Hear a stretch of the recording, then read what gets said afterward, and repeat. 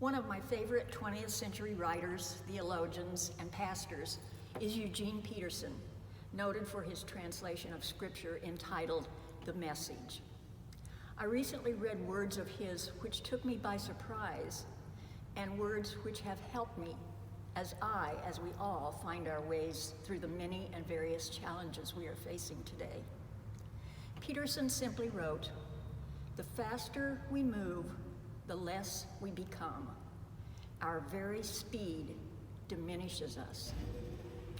I realize that probably for most of my life, I have been living at warp speed, trying to get as much packaged into one day as possible, trying to finish an educational degree in 1 year less than anticipated, trying to get everything planned, ready, and executed for any one of many occasions, meals, or events. And I usually realize after it's all over, after all has been said and done, that I have missed some really important, necessary, and perhaps even beautiful and blessed aspects of the task. And so it has been for me, probably for all of us, during these days of change and challenge, frustration and fear.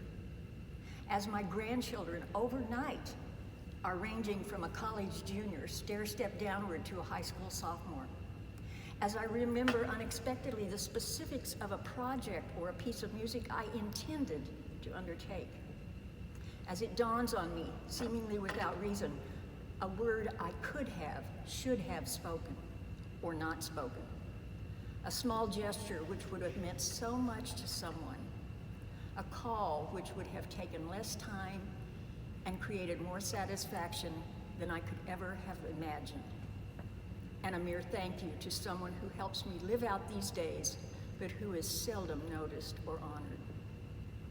Only then can I begin to make sense of my life on this day, in this season and time. While I do not believe that God has brought about this time to teach us or to transform us, to warn us or to worry us, I do believe God can use this time for all of that and for much more.